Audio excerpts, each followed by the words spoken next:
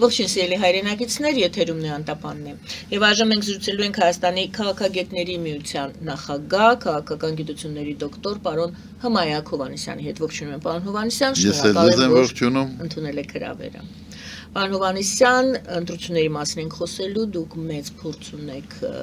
դիտարկելու, ուսումնասիրելու ընտրությունները, նախկին ընտրությունների ժամանակ, ես գիտեմ ձեր վերլուծությունները եւ ունեք վերլուծություններ եւ դիտարկումներ նաեւ այս ընթացքի հետ կապված։ Դե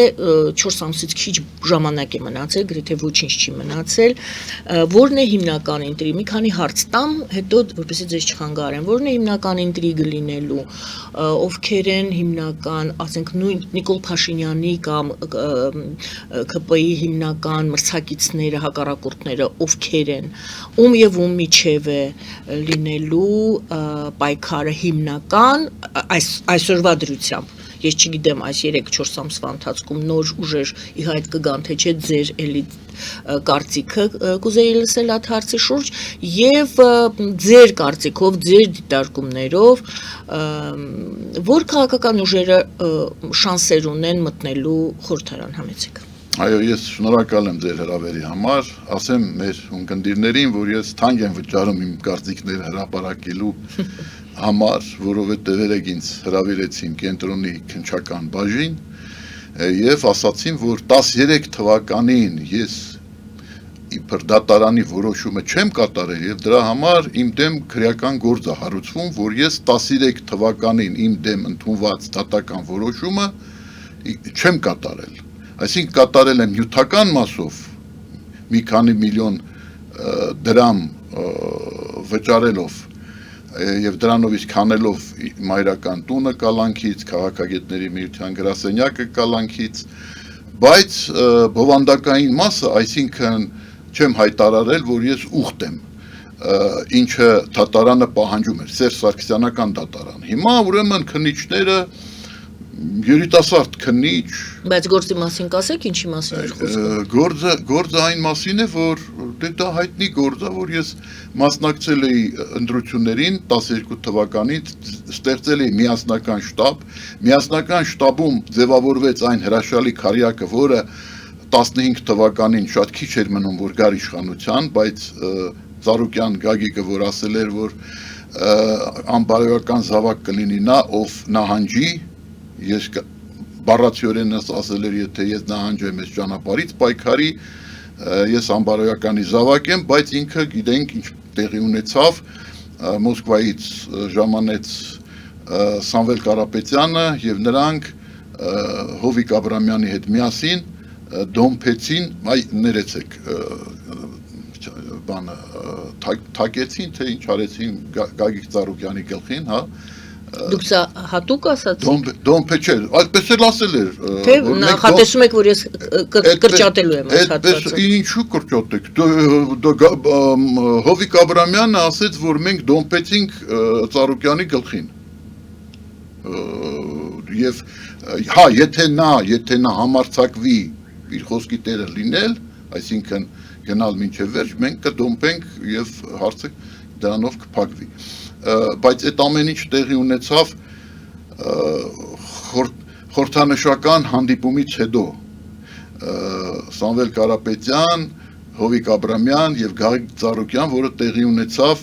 Հովիկ Աբրամյանի հայտնի ազգային ժողովի նմանակով կառուցված դղյակում, մանումենտի դղյակում, այդ հայտնի մանումենտի դղյակում, որը Հովիկ Աբրամյանին օգնեց վաճառել ԿՊ-ն, ներկայիս իշխանությունը, վաճառել եւ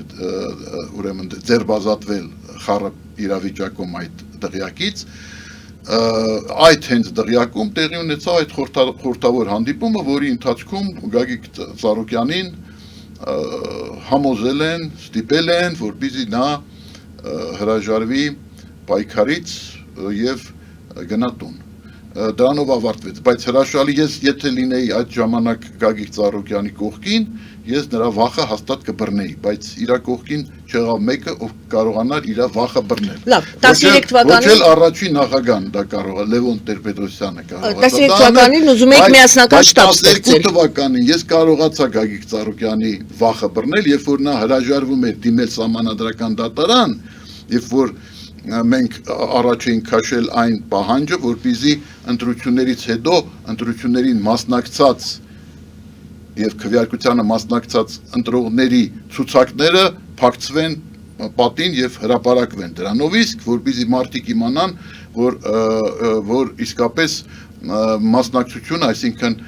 կրկնակի մասնակցության դեպքեր չեն եղել, որպեսզի մարդիկ իմանան, որ մասնակիցների իրական չափը համապատասխանում է վերջնական թվերին։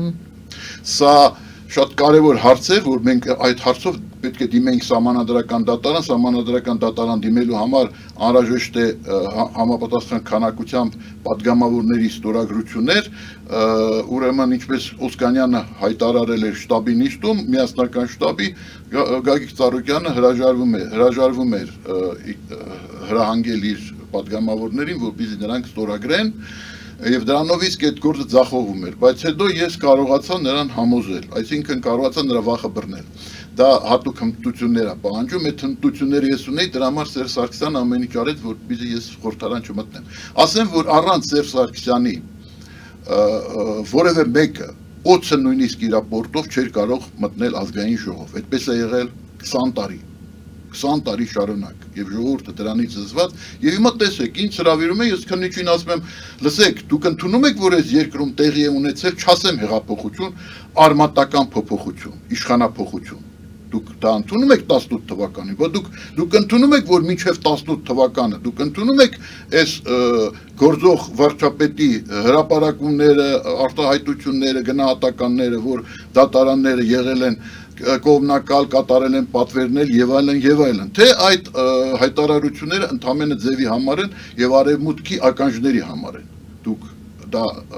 պատասխանեք այդ դուք իրավունք չունեք հարցեր տալու եւ այլն ես չեմ հասկանում ես որպես վկա եք ինձ ներգրավել այս գործում սկզբից որպես վկա հետո կասկածյալ իրանց բանն է էլի փուլերով տանում են ուրեմն լավ ես որպես վկա իրավունք չունեմ դες հարց տալ ինձ հետաքրքրում է վաղեմության ժամկետ գոյություն ունի 13 թվականին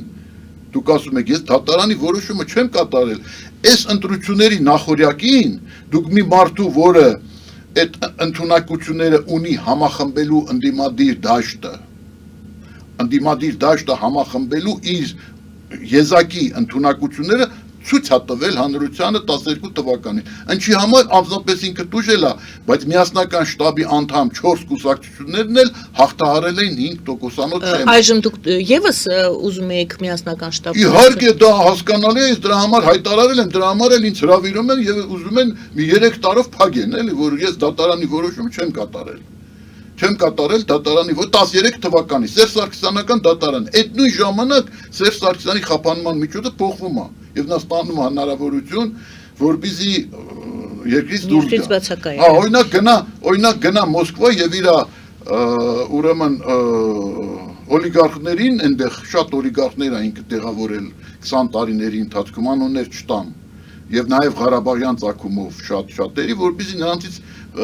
այսպես ասած դրամահավաքանի փոխհավաքի բերի այդ հնարավորությունը նրան ընձեռել են։ Նու երևի կարող է մտածում են թող բերի, հետո մենք կարգրավենք։ Համենայն դեպս արդեն իսկ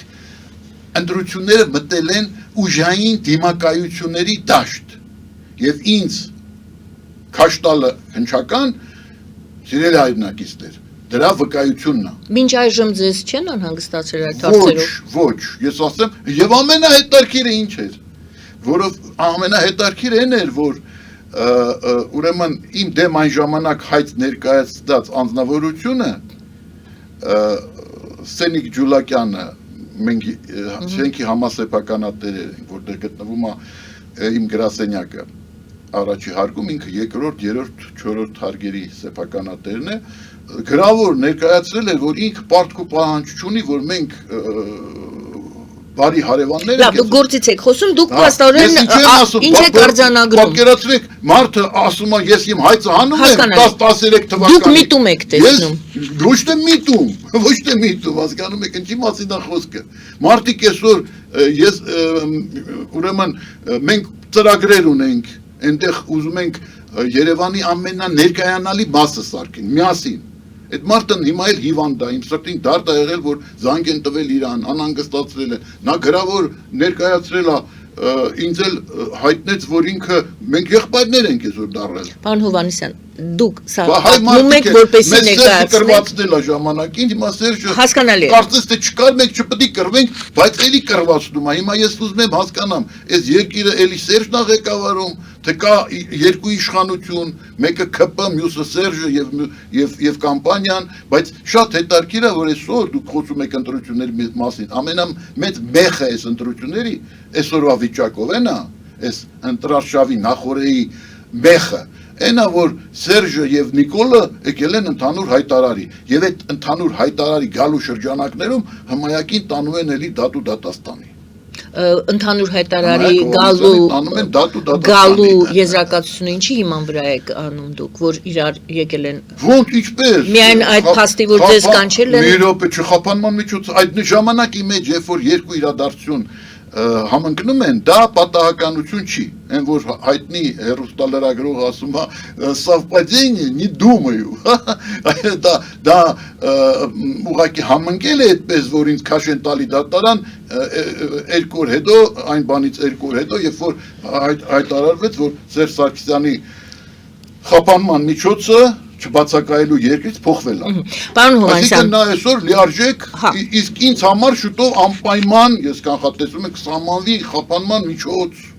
անպայման։ Դուք միասնական շտաբ, եթե ուզում եք այս ընտրությունների հետ կապված կազմել, չեք կազմելու։ Մի րոպե, Ինչու՞։ մի րոպե, ես բավականին համառ մարդ եմ, ես այդպիսի բան չասեցի։ Դրա համար հարցնում եմ ես։ Ճիշտ է, ես շատ տուժել եմ, ես անպայման ակտիվ մասնակցություն եմ ունենալու այս ընտրարշավում։ Ինչպես։ Երկու տարբերակ կա։ Մեկը այո, այդպիսի շտաբ միասնական, մյուսը այդ իմ հրապարակային հաճախակի կարճ եւ սպառիչ ելույթներով օգտվելով այսօրվա տեխնիկական հնարավորություններից։ Լավ։ Հետ գանք, եթե կարելի է իմ հարցերին ընտրությունների հետ կապված, ով է Նիկոլ Փաշինյանի քաղաքապայմանագրի հիմնական մրցակիցը կամ ովքեր են մրցակիցները եւ ովքեր շանսեր ունեն մտնելու, եթե դուք կարող եք, եթե այդ հարցին չենք կարող պատասխանել, անցնում ենք հաջորդ հարցերին։ Ես ձեզ ասեցի, որպեսզի հասկանալ իրավիճակի առանձնահատկությունները պետք է անպայման հաշվի առնել այն, որ ուրեմն տեղի է ունեցել փոխհամաձայնություն Սերժ Սարգսյանի հետ։ Սերժ Սարգսյանը դա քաղաքական փոխհամաձայնություն։ Սերժ Սարգսյանը դա այն ուրեմն անձնավորությունն է, որը պարզապես տիրապետում է այս տվերային թելերին, որոնցով խաղացնում է շատ շատերի, եթե շատ շատերի։ Այդ տվերային դերում է նա եւ այդ առումով ասեմ, որ եթե այսօր Բագրատ Սրբազանը կամ Գալստանյան Բագրատը տարբեր են ասում, ուրեմն նստած է բանդում, դա Սերժ Սարգսյանն է, որովհետև Սերժ Սարգսյանը ունի հատկություն գրկախառնությամբ խեղդելու մարդկանց, այսինքն նա գրկում է, փաթաթվում այդպես նա խեղդեց Վազգեն Սարգսյանին եւ այդպես նա խեղդեց Անդրանիկ Մարգարյանին, նա այդ հատկությունը ունի գրկախառնությամբ խեղդելու են ուդավներ են լինում, որոնք որ խեղդում են իր փոքրամարմին, ուրեմն տեսքին մի նայեք, ինքը որքան գետնի վերևն է, այնքան էլ տակին է, որ ժողովուրդն ասում։ Եվ հիմա այս պայմաններում նրանք եկել են ընդհանուր հայտարարի, որ Սերժը չի մասնակցում, բայց Սերժը մասնակցելու է տակից, ինքը չի մասնակցում եւ հիմնական, այսպես ասած, եւ ասեմ, որ իր չմասնակցելու պատճառը նաև այն է, որ Մոսկվայում իրան ասել են չմասնակցես, որովհետև հասկացել են, որ իր մասնակցությունը կարող է խանգարել հիմնական իրանց նպատակին, իսկ հիմնական նպատակը դա ապահովելն է Ռոբերտ Քոչարյանի հաջողությունը այս ընտրություններում։ Ոչ մեր ձևովի։ Ոչ մեր ձևովի։ Ոչ մեր ձևովը ընդհանրապես ներեցեք, բայց մեր ձևովը Որտեղ շատերը ասում են մեր ձևով։ Չէր դառնա մեր ձևով, եթե պահանջված չլիներ Քոչարյանի ճանապարհը հարթելու համար։ Նա հենց այդ նպատակի իրականացման համար է պահանջված եղել եւ նա պարզապես չէր կարող չմխրճվել այս իրավիճակի մեջ, հասկանում եք, մարդ, որը երբեք չի թաքցրել, որ չի ցանկանում զբաղվել հրապարակային քաղաքականությամբ, հանկարծ գալիս է եւ մխրճվում է այս խառը իրավիճակում։ Ինչու՞։ Եթե պատճառը այն էր, որ մտահոգ էր եկեղեցու ճակատագրով, ապա տրամաբանական կլիներ, որպեսզի իր կուսակցությունը հենց լինել քրիստոնեական ուղղվածության կուսակցություն, գաղափարական հենքի վրա։ Այդքան խելք չունեցան իր բազմաթիվ խորհրդականները, որոնք մեծ վարձատրություններ են ստանում եւ նաեւ տարբեր երկրներից է հրավիրել, էլ Ամստերդամ, էլ ես ինչ գիտեմ ով, դրանց մեջ կան նաեւ էքսպերտներ, իբր հա, մարդիկ լավ էքսպերտներ են գուցե, բայց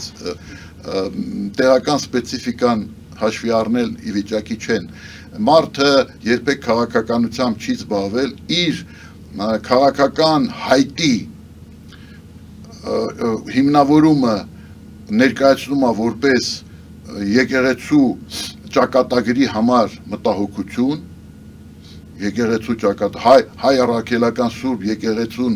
նեցուկ լինելու մտադրություն, սակայն դրանից հետո անվանակոչում է հզոր Հայաստան եւ ապա գաղափարական հզոր Հայաստան, տեսեք ինչ հետաքրքիր բան է, հարգելի Գայան է, ինչ հետաքրքիր իրավիճակ է, այսքան Հայաստան, մինչև հիմա անընդհատ ասում էր Տաշիր, հիմա ասում է Հայաստան, այն մյուսը էլի Հայաստան, բոլորը Հայաստան, ինչու, որտև այդ մարդիկ բարդույթավորված են, մինչև հիմա Հայաստանի մասին չեն մտածել, սկի, ասում էին, ուրեմն, չկա Հայաստան առանց Արցախի, չէին ասում, չկա Արցախ առանց Հայաստանի, բայց տեսնում եք, Հայաստանը շարունակում է լինել, լավ վատ, բայց գոյատևում է, Արցախ չկա, և հիմա այս մարդիկ բոլորը կարծես ուզում են իրենց համար ալիբի ստեղծեն, որ իրանք Հայաստանի համար մտահոգ են, մինչև հիմա ինչ էր իրենց խանգարում, գոնե մի գործարան բացել, մի գործարան աշխատացնել, հասկանում եք աբսուրդ է այս ընտրարշավը, աբսուրդի է վերածվում, Ինչով։ Ես երբ որ կուսակցական կառույցների կազմավորման հանձնաժողովի նախագահ որպես շրջում էի Հայաստանով մեկ Կարեն Դեմիրճյանի հանձնարարությամբ եւ կուսակցական կառույցներ էի ստեղծում, ես տեսել եմ այդ ավերած գործարանները։ Այդ ավերած գործարանները ում օրոք են ավերվել։ Հրանտ Բագրատյանի վաուչերային սեփականաշնորհման կնքահայրը ով է, երբ որ Հմայակ Հովհաննիսյանին փսակը տարավ դրեց այնտեղ ազգային ժողովի կենտրոնում, ինչի տարավ, մարդիկ հիշում են, որ փսակը տարավ, բայց չեն հիշում պատճառը որն էր, պատճառը այն էր, որ թալանվել էին մարդկանց խնայողական ավանդները, հասկանում եք, մարդկանց խնայողական ավանդները, այդ խնայողական ավանդների չափով, մեկ շնչին ընկնող չափով, Հայաստանը առաջ տեղում էր խորհրդային միությունում, ամենահարուստը մեր այդ խնայողական ավանդների առումով մեր հայերն էին, մեր քաղաքացիներն էին, որովհետև հայերը խնայող են էլի, գաղթ տեսած ժողովուրդ է, հետ գցող են հայերը, այդ հետ գցած բաները թալանել եք, հիմա եկել եք ասում եք, պիտի դառնանք վարչապետ, այն մյուսին էլ չենք զիջելու, չէ, ես եմ վարչապետը, ես եմ այր, և Նիկոլ Փաշինյանը որպես շատ խորամանկ և ինչ խոսք, խելամիտ, այդ հարցերում թրծված, ինձ պակաս չի թրծված։ Ներքին քաղաքական Քաղաքական պայքարի հարցերում, քաղաքական մրցակցության, դիմակայությունների, ինչու ոչ նաև ինտրիգների, իսկ քաղաքականությունը ավաղ առանց ինտրիգներ չի լինում։ Ինտրիգները քաղաքականության, որտեղ մարդիկ են գործում, ուրեմն բաղկացուցիչ մասն են։ Եվ պատկերացրեք, որ ինքը հասկանում էր, որ անհրաժեշտ է սրանց համար false start ստեղծել։ Ներքաշել սրանց ժամանակից շուտ։ Ներքաշել սրանց այդ ուրեմն վարչապետերի քաստինգի մեջ, վարչապետացուների քաստինգի։ Այսինքն այն որ ուրեմն էժանագին ուրեմն գեղեցկության մրցույթներ են լինում, որ կանայք սկսում են ցուցադրել իրենց բարեմասնությունները։ Այս քաղաքական գործիչ կոչեցյալները, վարչապետացուները նմանվեցին այդ ուրեմն էժանաբարո Բայց ինչու եք բոլորին Ես իրանք ներքաշվեցին, չէ, ես ասեմ, ես օբյեկտիվ եմ ասում, մարդիկ իրանք լսել ընտրությունները մարդիկ մասնակցում են ընտրություններին։ Կես տարի առաջ նա որ նախ ընտրությունները ազգային ժողովի ընտրությունն է, խորհրդարանի ընտրությունն է, ուսանողը, ես որ ուսանող էի Մոսկվայի պետական համալսարանում, եւ ասեմ գերազանցիկ, մի հատ բոլորը գերազանց։ Ուրեմն ես միշտ մտածում էի սկզբից զաչոտները հանձնեմ, հետո այսինքն երբ որ դու չես հանձնել զաչոտը, դու չես մտել ազգային ժողով, ստուգարքը չես հանձնել, դու չես մտել ազգային ժողով, ու հայտնի չի, դու կմտնես կհաղթահարես այդ 5%-անոց շեմը։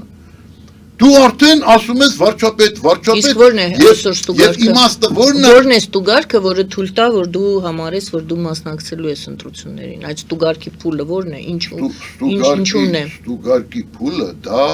քարոզարշավն է, այն 2 ամիսը, հիմա սրանք բոլորը օրենքը խախտում են, որովհետև մեծ հաշվով ընտրարշավը չի սկսվել։ Իսկ իրանց ներքաշեց դրա այդ մրցակցության մեջ իշխանությունը հենց իր ադմինիստրատիվ լծակներով, մամուլի միջոցներով, այսինքն ժամանակից շուտ գցելով, ինչու դա արեց իշխանությունը։ Նիկոլ Փաշինյանը ինչու դա արեց, սրանց գցեց այս ծուղակը, որպեսզի 2 նպատակ էր հետապնդում, 2 Նպատակ 1 սրանց միջև ակլորակրվեր ստեղծել, կրվածնել, նախորյակին կրվածնել, որպեսզի արդեն իրանք հասնեն ընտրարշավի X պահին, երբ որ ընտրարշավը պետք է քարոզարշավը, ընտրարշավը պետք է սկսվի, արդեն կրված, արդեն պարակտված, արդեն մեկը մեկին վիրավորած իրանց այդ որ չմիավորվեն, իրանց այդ կեղծ հարցումներով, որտեղ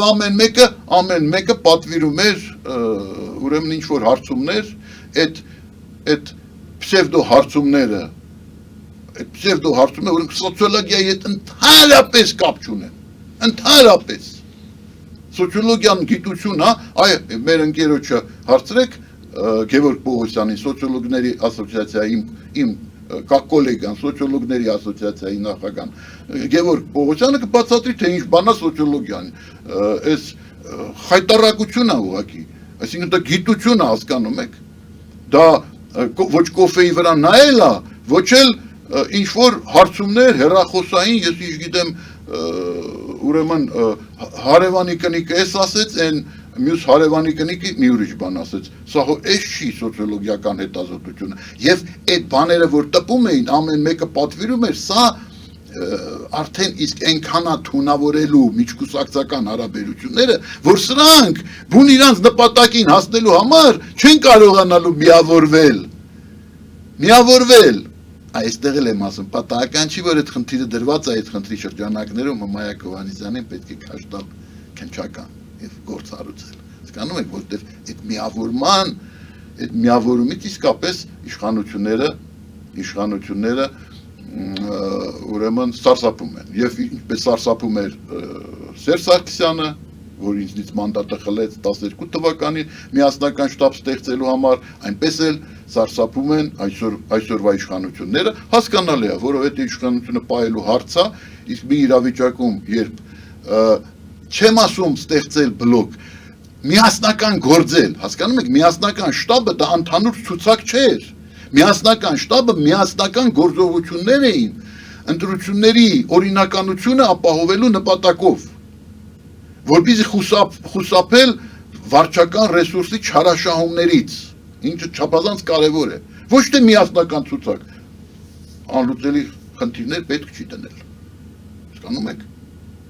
խնդիրները, որ դնում ես, պետք է լինեն լուծելի, համագործակցություն, որպեսզի համաձայնեցված քայլեր լինեն, որպեսզի համագործակցություն լինի ապահովելու համար ընտրությունների օրինականությունը վերահսկելու համար համատեղ, ինչու, որովհետև առանձին ոչ մի կուսակցություն չի կարող մրցել իշխանության հետ իր ռեսուրսների առումով, իսկ շատ քչերը կարող են ամեն տեղ ունենալ վստահված անձեր, հասկանում եք, նույնիսկ դա, իսկ բացի վստահված անձեր ունենալուց հազար ու մի այլ խնդիրներ կան, մասնավորապես ուրեմն Վարդան Ղուկասյանը դոգը առաջարկում էր, որպեսզի այդ շտաբի պետերը, նրանք ովքեր լիազորված են ընտրություններով զբաղվելու տարբեր թիմերից, արդեն այսօր համագործակցեն, բայց էլի նորից այդ առաջարկությունն էլ էր այդ ընդհանուր խլրտոցի շրջանակներում, որի մեջ իշխանությունները ներքաշեցին գիտակցաբար, ներքաշեցին քաղաքական ուժերին, որպեսզի այդ խլրտոցի միջոցով նրանք մոռանան հիմնական հարցը, այն հարցը, որ պետք է ձևավորվի ազգային ժողով, որ խորհրդարանական մեծամասնություն պետք է ձևավորվի, եւ նա ով կկարողանա այդ խորհրդարանական մեծամասնությունը ձևավորել ընտրությունների արդյունքներով, ազգային ժողովի ընտրությունների արդյունքներով, նա էլ կնշանակի վարչապետ։ Այսինքն չի կարելի սայլը դնել ձիուց առաջ, դու հələ չես մտել ազգային ժողով, սա խորհրդարանական հանրապետություն է, ոչ թե վարչապետական, ինչպես դա փորձում էր այլասերելով, այլափոխելով իմաստը խորհրդարանական կառավարման ձևի, ուրեմն արմատավորել Սերժ Սարգսյանը, իր պիջակով հայտնի, որը հետո դուր եկավ Նիկոլ Փաշինյանին, չէ, այսինքն սա այն Սերժի բաճկոնը, որը ինքը իր վրով էր կարել, այն չարաբաստիկ սահմանադրության փոփոխության միջոցով, գիտեք, 15 թվականին այդ սահմանադրության փոփոխության հետևանքով մենք կորցրեցինք Արցախը, թող բոլորը իմանան, որ այն ժամանակ, երբ որ ես կոկորդ էի ճղում, երբ որ գնում էի կենտրոնական ընտրական հանձնաժողովի մոտ այնտեղ սառելով կանգնում էինք, երբ որ դեկտեմբերի 1-ին համապետական ցույց հրավիրեցինք, հանրային փրկության ճակատ էինք ստեղծել, այնտեղ ես էի, Անդրեաս Ղուկասյանն էր, Ռաֆի Հովհաննիսյանն էր, Ժիրայր Սեֆիլյանն էր, Գարեգին Չուքազյանն էր, ուրեմն Պետրոս Մակյանն էր, Արմեն Մարտիրոսյանն էր, որը արդեն լքել է երկիրը եւ գտնվում է Կանադայում, ավաղ, ինչպես եւ շատերը, ովքեր չդիմացան այդ սահմանադրության դեմ պայքարից, այդ սահմանադրության նենգափոխման փաստից, փաստի պատճառով նենգափոխման, ինչու, որովհետև սահմանադրությունը բռնաբարվեց, ինչի հետևանքով եւ տեղի ունեցավ այն, ինչ տեղի ունեցավ, մենք կորցրեցինք Արցախը հենց այդ պատճառով, որտեղ Սերժ Սարգսյանը մնաց, նորմալ ձևով ռոտացիա տեղի չունեցավ, փոփոխություն եւ նախագահական ընտրություններ տեղի չունեցան, որպեսզի ժողովուրդը հնարավորություն ունենա այդ ճակատագրական ժամանակաշրջանում ուղիղ համընդհանուր քվեարկության միջոցով երկրի ղեկավար ընտրել, որը կկարողանա այդ քվեն ունենալով պաշտպանել Արցախը։ Նենգափոխվեց սահմանադրությունը, խլվեց ժողովրդի իրավունքը ուղիղ ընտրությունների միջոցով իշխանություն ձևավորելու իրավունքը։ Ով էր այն ժամանակ պայքարում, մենք։ Նիկոլ Փաշինյանը միջալը չմիացավ, որտեղ նա արդեն այդ Սերժ Սարգսյանի ծրագրերի, ես հիշում եմ, հանդիպել էինք ուրեմն հատուկ հանդիպմանը մասնակցում էին եւ Պետրոս Մակյանը եւ Ժիրայր Սեֆիլյանը, ես եւ ինք ասեց ես ինստիտուցիոնալ եմ, ես չեմ մասնակցում ես շարժմանը, այո, շարժման, այսի սահմանադրության փոփոխման, այն սահմանադրության փոփոխման դեմ մենք ինչ բան Արմեն Գրիգորյանը մասնակցում էր այսօրվա անվտանգության քարտուղարը, որովհետև լինելով արցախցի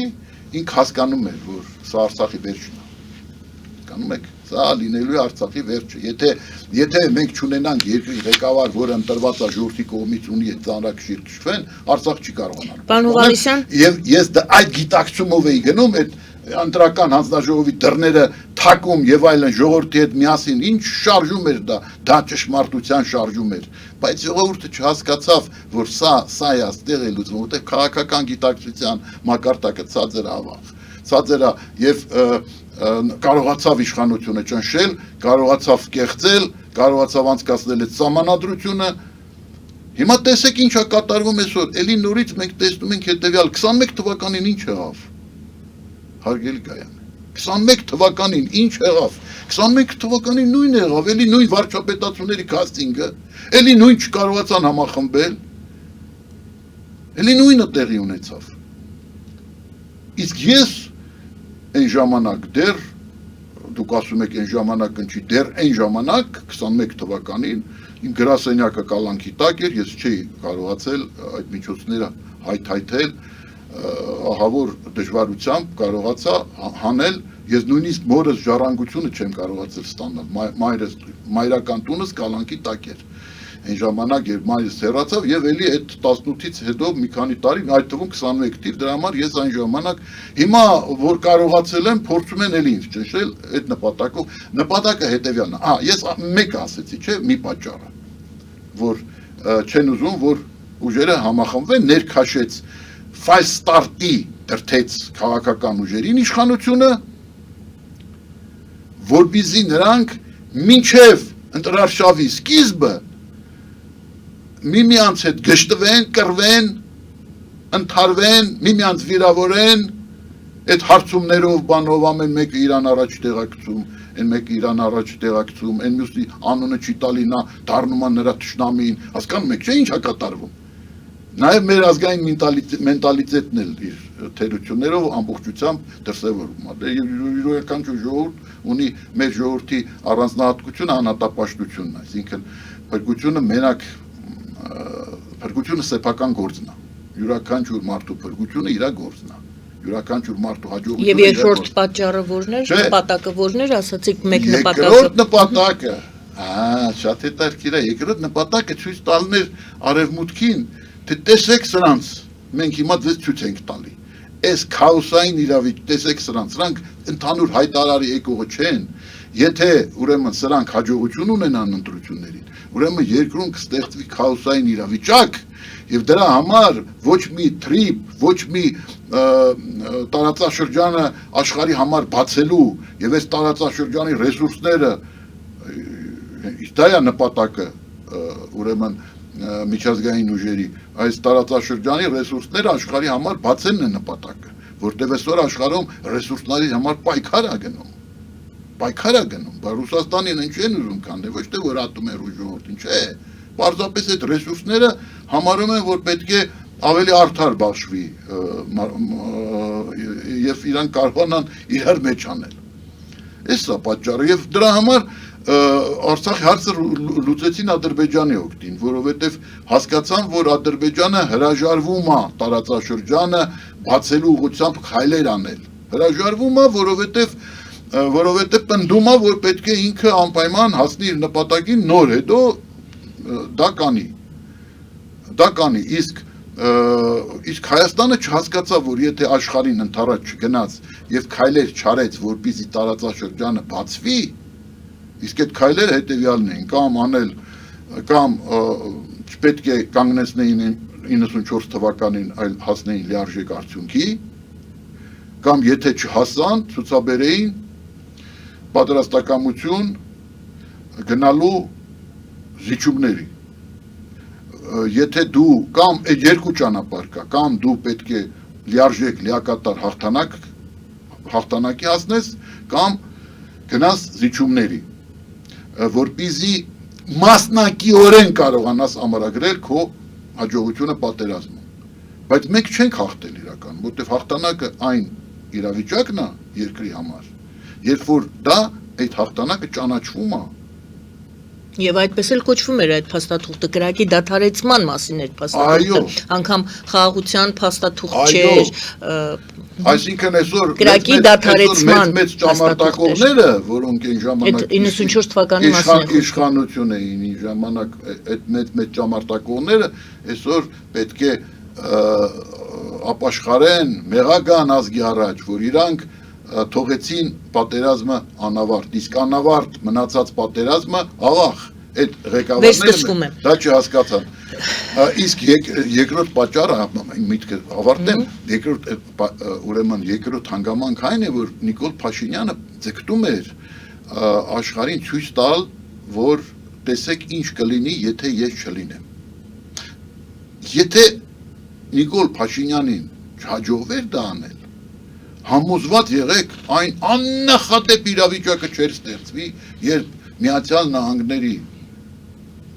իր նշանակությամբ երկրորդ մարդը, երկրորդ ղեկավարը, փոխնախագահ նման քայլ, նման մոտեցում կցուցաբերի, աջակցության մասին է խոսքը, կհրաժարվի հանդիպել ընդդիմության հետ։ Ներողություն նորից կհրաժարվի հանդիպել ընդդիմության։ Նա հրաժարվեց հանդիպել ընդդիմության։ Այդպիսի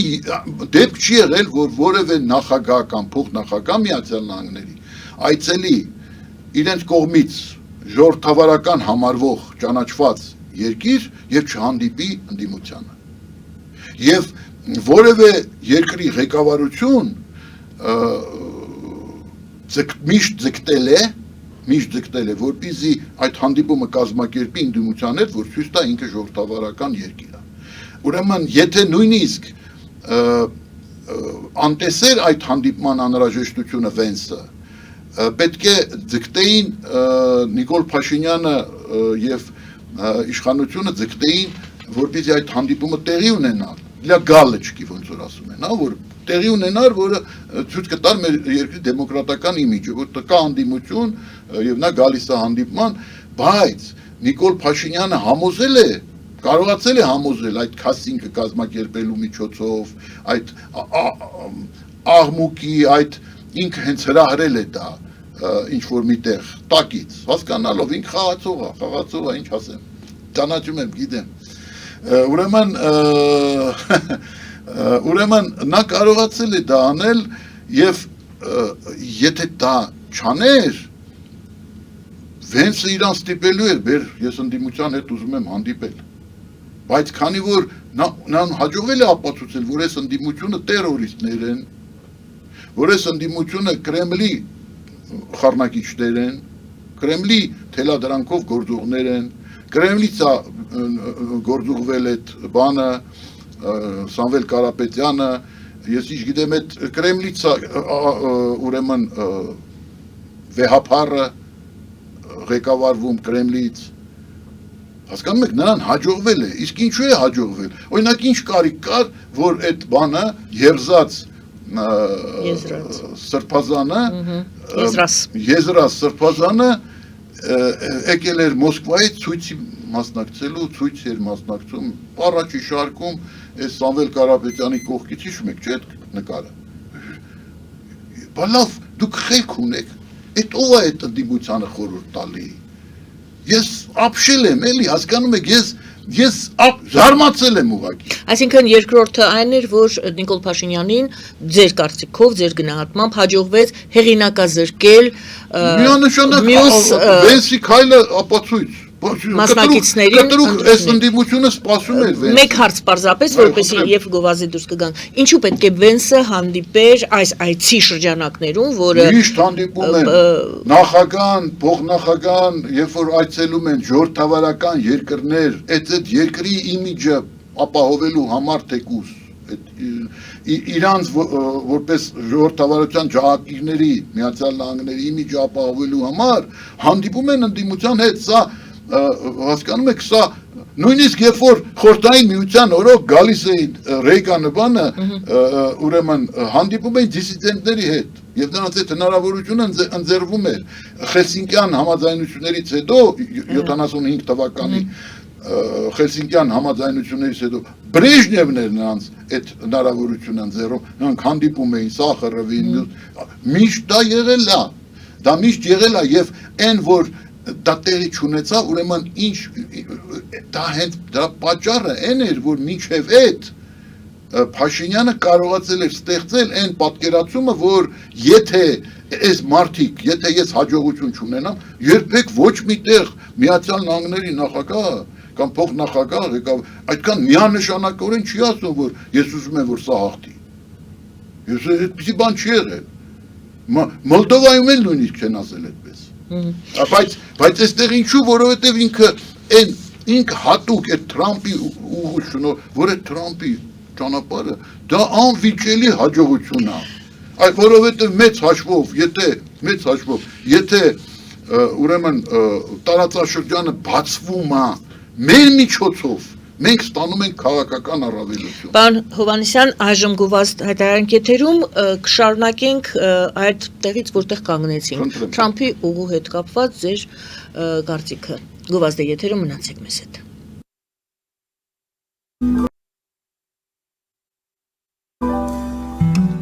Ֆելիչե ժամանակակից ատամնաբուժական կլինիկա։ Այստեղ հարմարավետությունն ու խնամքն առաջնային են։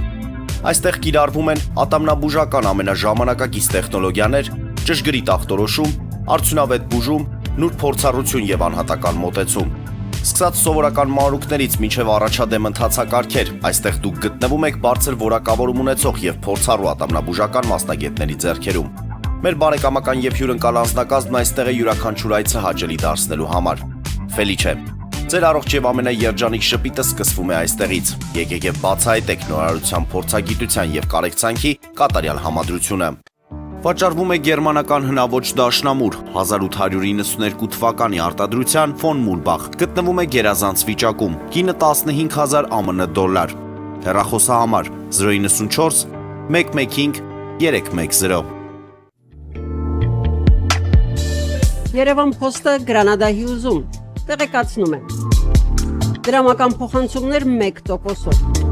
Օդանավով 1 փաունդը 2.99։ Նավով ուղարկեք 1 արկղ, երկրորդ արկղը անվճար։ Ավտոմեքենաների փոխադրում անհավատալի արժեքներով։ Ինչպես նաև կահույք եւ մեծ չափի բեռների փոխադրում։ Ջաքփաթ հագուստի խանութը երկրորդ մասնաճյուղն է բացել Գլենդելի սրտում, որտեղ կարող եք ձեռք բերել եվրոպական եւ ամերիկյան ընտիր հագուստեղեն, կոշկեղեն, աքսեսուարներ, պայուսակներ ամենահարմար արժեքներով։ Նաեւ կարող եք ցանկացած ապրանք պատվիրել եւ ձեռք բերել կարճ ժամանակում։ Ջաքփաթի Գլենդելի հասցեն է 1135 North Pacific Avenue, հեռախոս 818 813 2252։ Ջաքփաթ հագուստի լավագույն կենտրոնը Գլենդելում։ 60-ից ավելի ճանաչված եվրոպական բրենդների ինքնատիպ, չկրկնվող եւ մատչելի ընտրանին Fortuna Home and Country House խանութ սրահում։ Նորավոճ սպասք եւ կահույք հորեկա բնագավառի համար, տեքստիլ, տնտեսական ապրանքներ, ամեն ինչ գեղեցիկ կյանքի համար։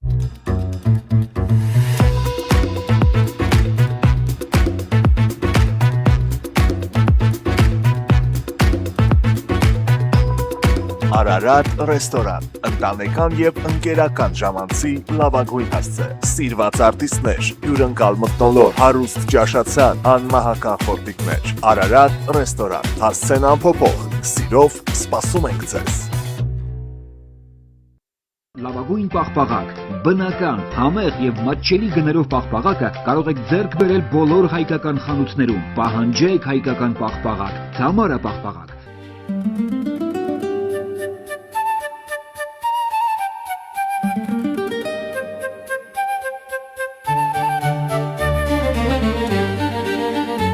Նոյան տապան տպարան, Նոյան տապան հրատարակչություն, շարվածքից մինչև տպագրում, զանգահարեք, գրեք, այցելեք, միասին պատրաստենք ձեր գիրքը, ամսագիրը կամ թերթը, որտեղ նշվելու է, տպագրված է Նոյան տապանում։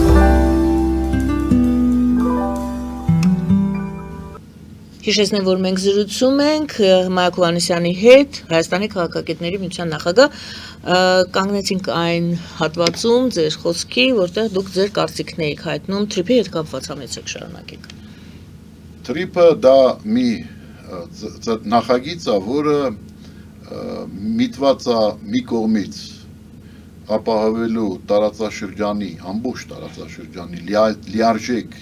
ներգրավումը միջազգային հարաբերությունների, միջազգային տնտեսական համագործակցության մեջ, մյուս կողմից մի նախագիծ է, որը երաշխավորելու է խաղաղություն։ Այնտեղ, որտեղ ամերիկյան ներդրումներն են, այնտեղ Միացյալ Նահանգները բոլոր քայլերը անում են, որպեսզի ապահովեն խաղաղություն։ Իսկ այն ծրագիրը, որի մասին մենք խոսում ենք, դա նոր ծրագիր չի։ Միացյալ Նահանգները շատ վաղուց են ձգտում, ես դրա մասին առիթներ եմ ունեցել արտահայտվելու 90-ական թվականներից դեռ, ուրեմն այն ժամանակ արդեն իսկ այդ նախագիծը կար, այն կոչվում էր տրասեկա, այն կոչվում էր տարբեր ինոգեյտ, տարբեր անվանումներ ուներ, ուրեմն բայց իմաստը հետևյալն էր, տարածաշրջանը բացել աշխարհի համար։ Եվ կա տեսակետ, եւ այդ տեսակետը լուրջ տեսակետ է, որ Ղարաբաղյան շարժումը հենց նախաձեռնվեց, որպեսզի հնարավորություն լինի խառը ժամանակներում Ռուսաստանի համար փակելու տարածաշրջանը, փակելու։ Այսինքն Ռուսաստանը խառը իրավիճակում էր հայտնվել,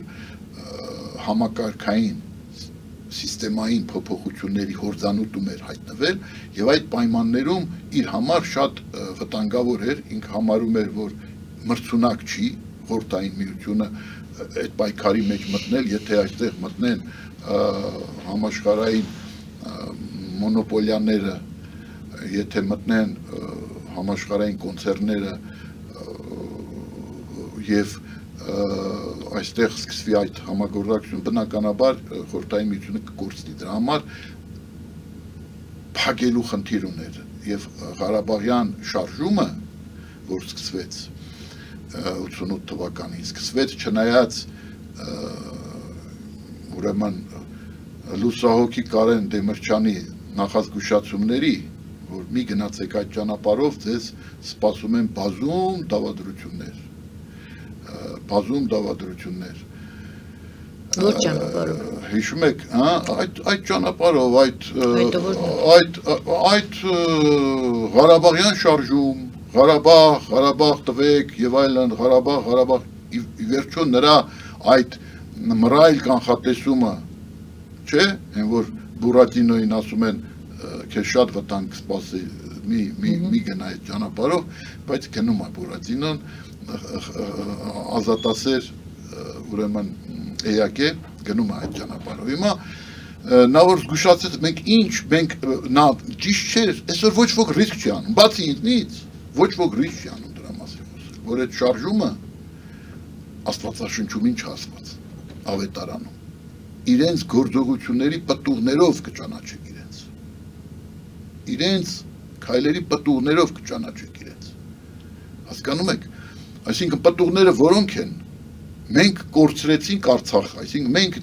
ներկայացված էինք, մենք ունեինք երկու պետական միավոր, Հայաստանի ուրեմն սոցիալիստական հանրապետություն, խորհրդային միության կազմում եւ Արցախի ինքնավար մարզ, որտեղ ղեկավարությունը հայեր էին։ Հիմա կարելի է ինչ ասես ասել Գևորգովի մասին, դե այդտեղ մենք ուրիշ թեմայի մեջ ենք մտնում, Նախիջևանի թեման էլ կարող եմ այստեղ բերել եւ ասել մենք ունեինք նաեւ, բայց նոր պայմաններում, երբ որ միջազգային վերահսկողություն կա, սա այլ թեմա է, պարոն Հովհաննիսյան։ Չէ, այլ թեմա չի, սա ես ինչու եմ ասում, ես գալիս եմ այն բանին, որ տարածաշրջանը փակ պահելու նպատակով խորհրդային պակը պետք է նման կերպ իրավիճակ ստեղծել թշնամության եւ այդ թշնամության շնորհիվ տարածաշրջանը մնում էր 30 տարի փակ։ Ուրիշ տարբերակ իսկ փակ պահելու այս ժամանակաշրջանում էլ ես ասեմ, որ տեսակետը հետևյալն էր, որ պետք չի բացել։ Հիմա էլ մարդիկ, ովքեր հանդես են գալիս այդ Տրամպի ծրագրի, պետք է թողնել, պետք չի զարգացնել այդ Տրամպի ծրագրի դեմ։ Այո, դուրս եկողների մասին եք խոսում։ այո, նրանք էլ առաջնորդվում են այդ նպատակով, Մոսկվայի նպատակով, տարածաշրջանը փակ պահել, քանի դեռ Ռուսաստանը ի վիճակի չի։ Ես էլ ինչ ասեցի, ես ելույթ ունեցա դեկտեմբերին, ասեցի դիմելով ռուսերենով ելույթ ունեցա, ռուսերենով դիմելով մեր ռուս ընկերներին, բարեկամներին, ես ամենայն հարգանքով ես այնտեղ ուրեմն կրթություն եմ ստացել, գիտական թեզեր եմ պաշտպանել, ես բնականաբար բարի վերաբերմունք ունեմ Ռուսաստանի նկատմամբ, իմ ռուս ընկերների նկատմամբ, նրանք չեմ մոռանում եւ շփումներ կան եւ ես այդ շփումները արժևորում եմ։ Ես դիմեցի նրանց իմ հրապարակային ելույթում, Facebook-ում տեղադրել եմ եւ այլն։ Ուրեմն ասելով, որ պետք չի հակադրվել Տրամպի ճանապարհին։ Տրամպի ճանապարհը իրողություն է։ Տրիպը դա իրողություն է, դա աշխատելու է։ Դա աշխատելու է եւ հակադրվելով ոչինչ չեք ստանա։ Դա արդեն պատմական փաստ է, որ այդ ճանապարհը լինելու է։ Դուք մտածեք ուրիշ բանի մասին, որպեսզի բացեք Պուտինի ճանապարհ, ով է ձեր ձեռը բռնել։ Ով է ձեր ձեռը բռնել, բացեք Պուտինի ճանապարհ Աբխազիայով, Վրաստանով, Հայաստան, Իրան, Հնդկաստան։ Բացեք այդ ճանապարհը, ներդրումներ արեք։ Ձեր ձեռը ով է բռնել։ Դե Վրաստանի, դա էլ այլ թեմա է։ Վրաստան, Ռուսաստան, Աբխազիա, Ռուսիա։ Բա ինչա պատահել, եթե Արցախի հարցը լուծեցին այդ եղանակով, այդ ինչա աբխազները արցախցիներից լավն են, նրանց արյունը կապույտ է, ինչի մասին է խոսքը, եթե կան վրացիները ադրբեջանցիներից վատն են, որ եթե Ադրբեջանը կարողացավ այդ եղանակով իր ներսում գտնվող ինքնավարության հարցը լուծել, Վրաստանը այդ իրավունքից պետք է զուրկ մնա։ Փորձում ենք ամփոփել երկակի չափանիշներ չպետք է լինեն միջազգային քաղաքականությունում։ Մենք պետք է դրանից ձերբազատվենք այդ երկակի չափանիշներից։ Միասնական մոտեցում պետք է լինի։ Պարոն Հովհաննիսյան, ամփոփում ենք այսօրվա զրույցը, սկսենք վերջից Թրամփի ուղին, ասում եք ճիշտ ծրագիր է, լավ ծրագիր է եւ այդտեղից պետք է Հայաստանը մտածի թե ինչպես անի, որ լրացուցիչ օգուտներ ստանա։ Իհարկե։ Կամ վնաս չվնասվի նվազագույնը։ Իհարկե, ես ասեմ, այլընտրանք չուներ, ստեղծված իրավիճակում Բայց այդպես հարցը դրվում է, որ Հայաստանը ինչ-որ անելիք ունի դեռևս այդ Թրամփի ուղու հետ կապված, որպեսզի, ինչպես ասում, սա իմ խոսքերը չեն, սա վերլուծաբաններն են ասում, որպեսզի չվնասվի, որպեսզի օգուտ ստանա Հայաստանը, թե ամեն ինչ լուծված է, ձեզ համար ամեն ինչ պարզ է, Հայաստանը օգուտ ստանում է եւ Հայաստան, գիտեք ինչ, այն մինիմալ օգուտը, որ մենք մինիմալ ոչ թե իր ծավալով կամ նշանակությամբ, այլ որ նաղդա, էլի, նաղդա։ Դա մենք ունենք։ Այնա, որ այսօր ուրեմն կրակոցներ չկան, ներխուժումներ չկան, ուրեմն այդ ես ասեմ, որ սա շատ կարևոր է մարդկանց համար, որովհետև դուք տեսեք աշխարհում ինչա կատարվում։ Եթե ռմբակոծվում է Ռոստովը, հասկանում եք, այսինքն Ռոստովն է ռմբակոծվում, Կրասնոդարը, այնտեղ թեժ պատերազմական շրջան է, բայց մենակ այնտեղ է պատերազմ, սպասվում է պատերազմ Իրանում։ Պարոն Հովհաննիսյան, ասում են այսօր չեն կրակում, ովքեր որ հորետեսորեն են, հա, վերաբերվում։ Ասում են, այո, վտանգներ է պարունակում բաց ճանապարհը։ Այսինքն ամերիկացիները բերեցին այստեղ միլիարդների ծախսեր արեցին ու այդտեղ սկսելու են կրակել, հա, դուք այդպես եք մտածում։ Ով այդպես մտածում, եկեք մի հատ ցույց տվեք այդ մարդուն։ Դեռ այս 3 ամսվա ընթացքում շատ կլինեն այս թեմայով կարծիքներ, ովքեր են այդպես մտածում, ինչու են մտածում, հակառակն են մտածում, ինչու։ Մենք տեսանք հետևյալը, որ Թրամփի խավորությամբ, պատկերավոր ասած, հնարավոր եղավ, որ Ալիևը վեր կենա եւ ձեռք մեկնի Փաշինյանին։ Որովհետեւ նա ստանում է այն, ինչ ուզում էր։ Առաջինը ինքը վեր կացավ։ Նա ստանում է այն, ինչ ուզում էր, պարոն Հովհաննիսյան։ Նա ստանում է այն, ինչ ուզում է, ոչ թե այն պատճառով, Պատճառը չենք քննարկում։ Ստանում է այն, ինչ ուզում է, դրա համար ձեռք է մեկնում։ Նա ստանում է այն, ինչ ուզում է, ուրեմն որովհետև նա շահել է պատերազմը, որովհետև նա 26 տարի նախապատրաստվել է եւ ուրեմն կարողացել է հասնել առավելության։ Ունեք դուք ծրագիր, որ առաջիկա 26 տարիների ընթացքում եթե մենք գնանք նույն ճանապարհով, մենք չենք ունենա, այսինքն պատերազմական ռազմատենչ պահանջատիրական ճանապարհով մենք չենք ունենա կորուստներ, ել ավելի մեծ եւ Հայաստանը կպահպանվի, թե այսօր պետք է խելամիտ լինել եւ փորձել, գիտեք, ժամանակին դուք գիտեք, չէ՞ պատմությունից, Թումանյանը սպիտակ դրոշով որ գնաց բանակցելու, սպիտակ դրոշով գնաց։ Ինչի որովհետև ուժերի հարաբերակցություն էր դա։ Այսօր այն մարդիկ, ովքեր բերեցին Հայաստանը, հասցրեցին այս վիճակի, որ ես ասեցի, չէ, ես կուսակցական կառույցի կազմակերպելու ժամանակ շրջել եմ Հայաստանով, տեսել եմ այդ ավերակները, այդ սկելետները գործարանների։ Եվ բերեցին մի հատ գործարան չեն բացել։ Այսօր պայքարի մեջ են մտել, ասում են մենք որ ընտրվենք, գործարաններ ենք սարքելու։ Ձեր ով էր բռնել մինչև հիմա։ Պարոն Հովհաննիսյան, մենք հաղթանակած երկիր ենք, հենց որ այդ հաղթանակը իբր թե արձանագրվեց ինչ որ ձևով, հա, դուք, այսինքն մենք վերահսկում ենք, չէ, դուք պետք է գործարաններ կառուցեիք, դուք պետք է զարգացնեիք երկիրը, չէ, որպեսզի Ադրբեջանը առավելության չհասներ, այն մարդիկ, ես կոնկրետ ասեմ, Օհանյան Սեյրան, դու կանգնած ասում ես, լավ է, որ Ռուսաստանը զենք է վաճառում Ադրբեջանին, որտեվ Ադրբեջանը կարող է մեկ ուրիշից գնի, չնայած հայտնի էր, որ արգելափակում կար Միացյալ Նահանգների կողմից Ադրբեջանին զենք գնելու հարցում, եւ մյուսները սկսեցին զենք վաճառել, տեսնելով, որ Ռուսաստանն է վաճառում, այսինքն Ռուսաստանը օրինակ ծառայեց Ադրբեջանի զենքեր մատակարարելու, որտեղ այն ժամանակ Հայաստանը այն վիճակում էր, որ կարող էր դրան հակադրվել։ Չհակադրվեցինք։ Միակ մարդը, որ հակադրվում էր դրան, այն ժամանակ մեկը ես էի, մյուսն էլ Իգոր Մուրադյանն էր, որ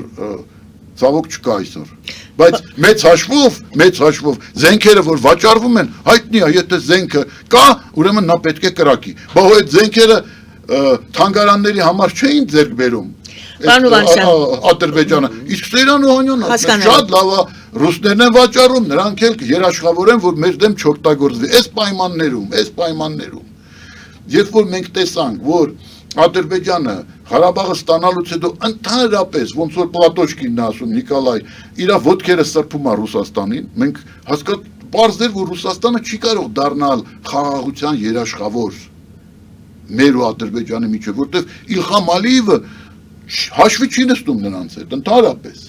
Այսօր էլ իրանք գիտեն, զինվում է ոչ թե Հայաստանի դեմ, զինվում է Ռուսաստանի դեմ։ Ռուսաստանի դեմ է զինվում, Հայաստանի դեմ չի զինվում։ Նա համարում է, որ Հայաստանում ինքը իր հարցերը լուծել է։ Հասկանում եք, նա նաև համարում է, որ հայերը աշխատում էին Ադրբեջանի համար, հայերն են կառուցել այդ Ադրբեջանը, ուրեմն Բաքուն, ճարտարապետներ, կարծում եք իրանք այսօր կարոտ չունեն հայ բժիշկներից եւ այլն մասնագետներից, իրանք չէին ուզի, որ դրանք լինեին, իրանք սպասարկեին, իհարկե կուզեին։ Ձեր ենթադրությունները։ Իմ ենթադրությունը չի, ես այնքան շփումներ ունեմ, չէ, ինչի մասին եք խոսում։ Գայնե ջան, ես ուրեմն շատ ուրեմն լավ գիտեմ, տիրապետում եմ իրավիճակին։ Ես շատ լավ գիտեմ, որ նրանք իհարկե ցավագին էին տանում 26 տարի, որ մենք իրանց խայտարակում էինք, էլի, այսինքն ասում ենք, որ իրանք էս են։ Լավ, այդ հարցը հիմա չի ուզենա քննարկել, ինձ ավարտել է պետք, պարոն Հովհաննիսյան, եթե կարելի է։ Մենք շատ կարևոր պահ եղավ, երևի մի հարց ավելացնեմ, այդ որ ասում եք Ալիևը վեր կացավ ձեռքը մեկնեց, իմ հարցին թե նա մեկնեց, որովհետև նա ստացավ ինչ ուզում էի հակառակնել հարցնեի։ Փաշինյանը եւս այո ժպիտով ձեռք մեկնեց, ճիշտ է։ Փաշինյանը եւս ստացավ Հայաստանի համար այն, ինչ ցանկանում էր։ Ալիևը ստացավ ինչ ցանկանում էր, դուք ասիք, որովհետև եւ շարունակեցիք։ Հիմա Հայաստանը եւս այս պահի դրությամբ ստացավ այն, ինչ ցանկանում էր։ Հայաստանը թե Նիկոլ Փաշինյանը։ Դրամասի Նիկոլ Փաշինյանը ստացավ այն, ինչ Հայաստանին պետք էր այս պահին։ Իմ ձևակերպումս այդպիսինն էր։ Ուրեմն Նիկոլ Փաշինյանը չէր կարող ստանալ այն, ինչ Հայաստանին պետք է, որովհետև Նիկոլ Փաշինյանը ներկայացնում էր պատերազմում պարտված երկիր։ Եվ երբ որ Նիկոլ Փաշինյանին ասում են կապիտուլյանտ, իսկապես դա կապիտուլյացիա էր, այսինքն համաձայնվել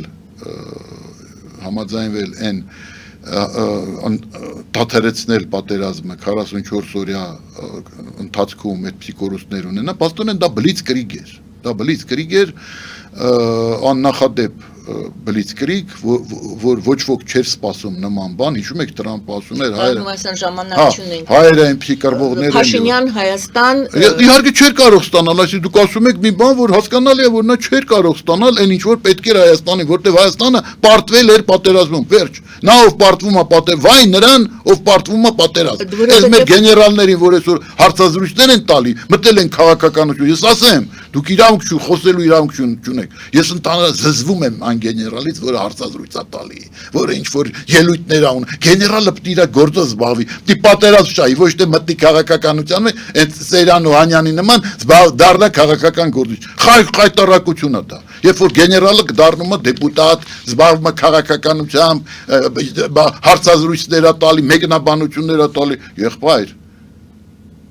Խայտարակություն է դա, պատերազմում պարտված դուք ուզում եք որ ինչի հասնենք, այսինքն միջոցով հասնենք, արտաքին դիվանագիտությունը լրիվ ձախողված, մենակ մնացինք, մենակ առանց դաշնակից,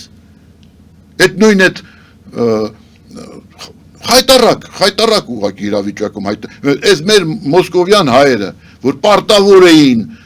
բացատրել Ռուսաստանին, միշտ նրանք ասում էին մեզ դեռ խորհրդային ժամանակ, ուրեմն ռուս ընկերները բարձր, այսպես ասած, կարգավիճակ ունեցող ասում էին, «Это ваши глаза и уши», հայերի մասին, ովքեր ընդեղ ապրում էին։ Այսինքն խորհրդային միության ժամանակ Կարեն Սերոպիչի երբ առաջի քարտուղար էր, ես այդ ժամանակ ասպիրանտ էի եւ այլն, ես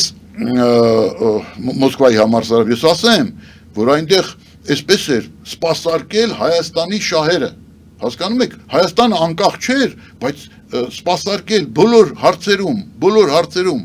այսինքն եւ այս մարդիկ չկարողացան հասկացնել, որ դուք ձեր տունն եք քանդում, եթե նայեք իմ ստատուսները, որ ես գրել եմ 44 օրյա պատերազմի ժամանակ, իմ էջում կա